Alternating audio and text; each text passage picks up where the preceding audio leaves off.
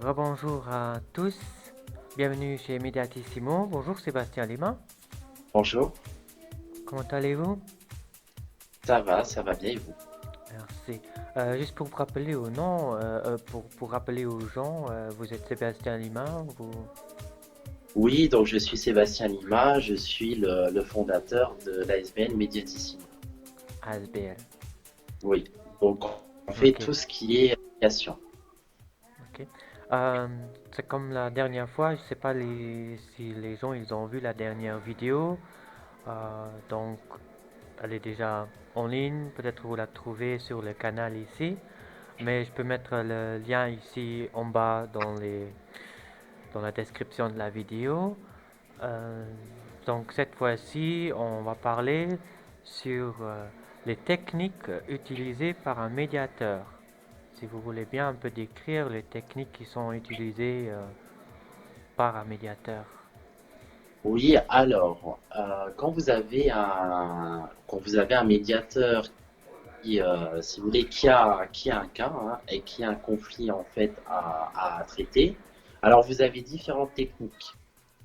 Alors vous avez aussi bien, si vous voulez, ce qu'on appelle la technique du non-verbal, où Mhm, en fait le médiateur va beaucoup observer le comportement justement non-verbal des gens, c'est-à-dire tout ce qui est la gestuelle, mhm, la manière, je vous donne un exemple, la manière dont la personne va se tenir par rapport à l'autre, la manière dont elle met ses mains, la manière dont elle, le ton aussi, la manière, l'intonation de sa voix, la mhm. manière dont elle se positionne par rapport à l'autre. Voilà, ce qui permet aussi de voir un petit peu dans quelle position elle se sent. Et c'est important, en fait, justement, de réussir à voir un petit peu, d'avoir un peu le ressenti de la personne. Et justement, on arrive à le voir. Donc, vous avez tout ce qui est comportement non verbal, par Mhm. la gestuelle et le corps. Oui. Et après vous avez aussi, mais alors ça, c'est la technique pure du médiateur, c'est-à-dire que moi, je vais, si vous voulez, je vais, sans que les personnes s'en rendent forcément compte, Oui. je vais les amener vers là où j'ai envie de les amener. Mais je vais les amener vers là où moi j'ai envie de les amener, notamment par des techniques en fait où on leur pose différentes questions et on rétrécit un petit peu le champ Mhm. et à force, si vous voulez, à chaque fois qu'on pose des questions ou qu'on leur dit quelque chose, en fait, on les emmène vers là où on veut aller. Et à un moment donné, en fait, ils arrivent là où nous, on a envie qu'ils arrivent, Oui. c'est-à-dire à l'instant où justement on leur demande bah, quelle solution vous envisageriez pour mettre fin au conflit. Quelle solution vous aimeriez? Par exemple, c'est un exemple que je vous demande. Voilà, et vous faites ça avec chacune des parties et en fait de manière naturelle. Mais alors là, c'est vrai que c'est un petit peu psychologique parce que c'est un peu des techniques un petit peu de psychologie. Mhm. Et les personnes, sans forcément s'en rendre compte, vont finalement d'eux-mêmes aller dans votre sens quand vous allez leur demander, bah, quelle solution vous aimeriez? Donc ils vont vous dire qu'est-ce qu'ils aimeraient. Oui. L'autre personne du coup est à côté, donc elle va entendre finalement la solution que l'autre personne aimerait. Vous allez poser la même question à l'autre personne. Oui. Donc l'autre personne va également entendre ce que l'autre aimerait aussi. Et Mhm. donc vu que les deux ont entendu ce que l'un et l'autre veut, finalement, de manière assez naturelle, en fait, il y a un champ commun qui va être trouvé. Mais pas par moi, il va y avoir quelque chose de commun. Les personnes qui avant n'arrivaient pas à parler vont trouver et du coup vont réussir à se parler et entamer un dialogue. Mhm. Voilà. Donc vous avez à la fois des techniques à psychologie, j'allais vous dire, des techniques de psychologie, et vous avez aussi beaucoup ce qu'on appelle le comportement non verbal, qui est beaucoup le corps et la gestuelle. Oui. Euh, Où donc, en fait, c'est en fait votre corps sans parler, en fait, sans même parler de la manière dont vous vous tenez, de la manière dont vous vous positionnez, en mhm. fait, vous donnez déjà des informations, en fait. Donc c'est le Qui vous, langage. information qui me permet, moi, après, de m'en servir pour vous amener vers la moi où j'ai envie de vous amener. Donc c'est un peu le langage du corps. Mais Oui. Et vous avez aussi le corps et à la fois aussi un petit peu de psychologie aussi. oui, mais les gens, quand ils ont des réclamations à faire, euh, le temps peut vite monter quand même. Oui, alors c'est vrai, le ton peut monter, mais après, c'est pareil. Là encore, vous avez des techniques. Pareil, c'est des techniques de psychologie qui, justement, si vous faites les choses correctement, normalement, hein, le ton ne monte jamais. Ah non? Voilà, le ton ne monte jamais parce que vous mettez en fait les personnes dans une situation et dans une position où en fait, le ton, ils n'ont pas besoin de monter le ton. Ok, Parce mais que la question qui se pose quand le ton monte, c'est pourquoi? Pourquoi en fait la personne a besoin de hausser le ton? La personne en fait, elle a besoin d'hausser le ton bien souvent. Pourquoi? Parce que la partie qui est en face d'elle ne l'écoute pas et il ne veut pas l'écouter. Donc après, vous en tant que médiateur, c'est justement vous qui mettez les deux personnes en situation d'écoute.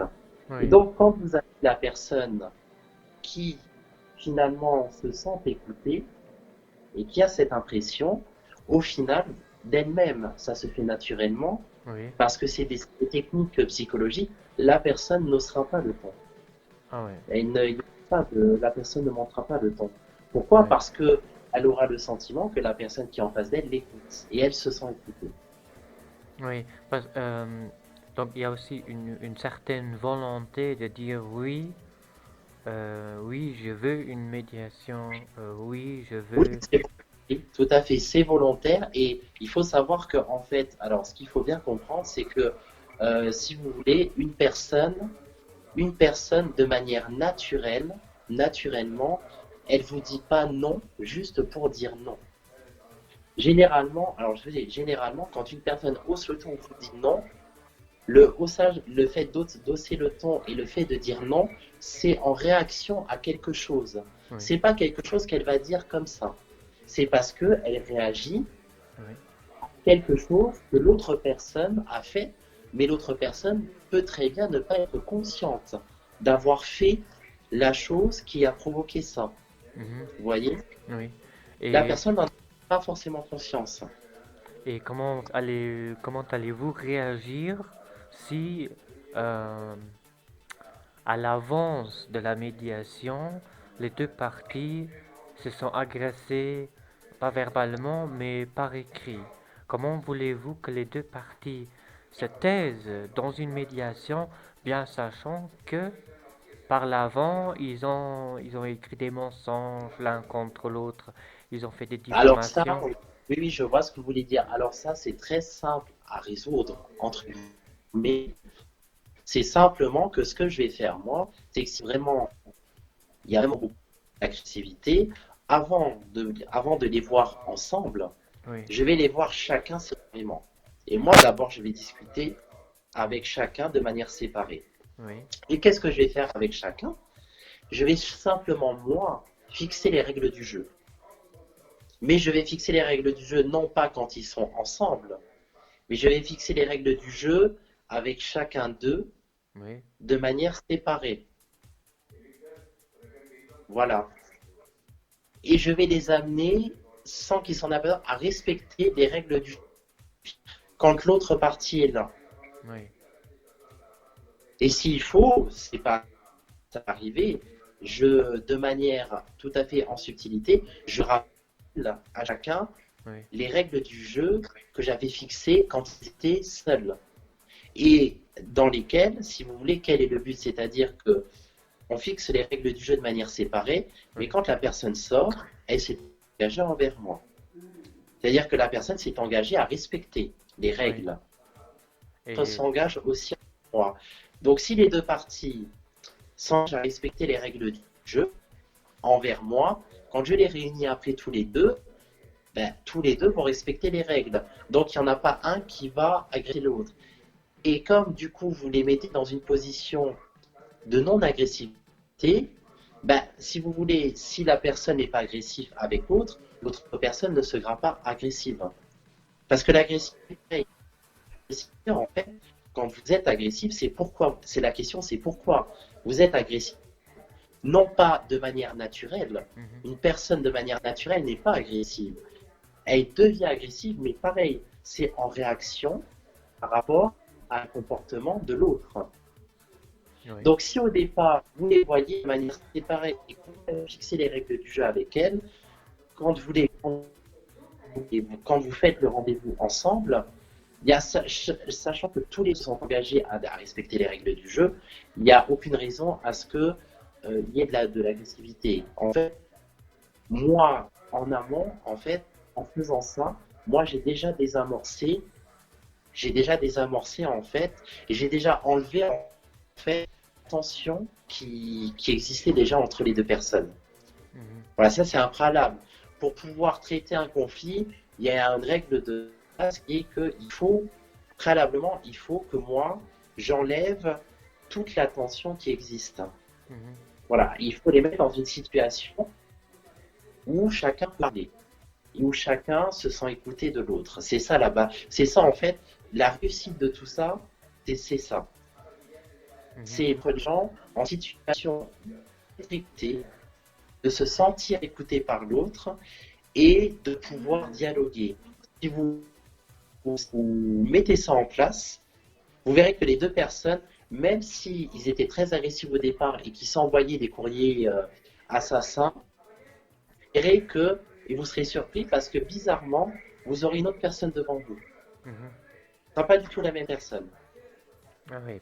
Et si je reprends le fameux euh, règlement du jeu, est-ce que le règlement du jeu il varie à chaque personne ou est-ce qu'il y a un schéma que vous Non, appliquez il à a, tous les...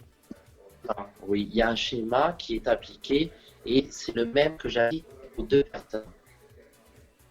Les deux personnes ont les mêmes règles du jeu en fait à respecter. Mhm.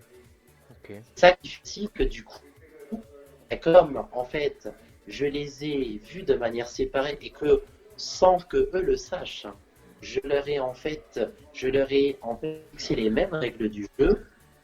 Ben, du coup, effectivement, comme ils vont se conformer aux mêmes règles, il va y avoir du moins une fenêtre qui va s'ouvrir, qui va permettre de pouvoir dialoguer. Mhm. Alors qu'avant, effectivement, ils n'auraient pas forcément dialogué. Ils auraient haussé le ton, ils se seraient envoyés des courriers assassins. Mais Mhm. là, moi, en fait, si vous voulez, je perds une fenêtre qui permet un dialogue. Voilà. Ok. Bah, je crois qu'on est arrivé à la fin de cette vidéo. Voilà. Peut-être vous pouvez proposer pour la prochaine vidéo un thème auquel vous voulez répondre. Oui, oui, oui. Bah, et alors, écoutez, la prochaine fois, j'aimerais bien qu'on fasse peut-être une petite vidéo justement sur. Alors, j'avais déjà un petit peu abordé le sujet, mais Oui. on peut peut-être le voir un peu plus en détail. J'aimerais bien justement, alors cette fois-ci, que vraiment on fasse peut-être un petit peu sur le médiateur en lui-même. Oui. Le médiateur en lui-même, en fait, par rapport aux autres personnes Mhm. du monde judiciaire. Parce qu'en fait, ce sera intéressant pourquoi? Parce que vous avez le médiateur, Oui. mais le médiateur en fait, fait partie du monde judiciaire à côté d'autres personnes également qui font partie du monde judiciaire. Oui. Par exemple, le juge, l'avocat, l'huissier, un huissier. Voilà, vous avez plein d'acteurs du monde de la justice. Le Oui. médiateur en fait partie et je pense que ce sera intéressant de faire un peu plus sur justement la place du médiateur dans tout ça par Ok. rapport aux autres personnes du monde de la justice. Ça va. C'est bien intéressant. Merci Sébastien pour maintenant. Si vous Bah, avez merci. si vous avez des autres questions ou si vous voulez pour pas rater des nouvelles vidéos, n'hésitez pas à liker, partager cette vidéo, euh, cliquer sur abonnez-moi ou bien n'oubliez pas de activer la petite cloche pour ne pas rater des autres vidéos. Merci Sébastien Lima pour toutes vos réponses Merci, merci beaucoup. et à la prochaine. Au revoir. À la prochaine, au revoir.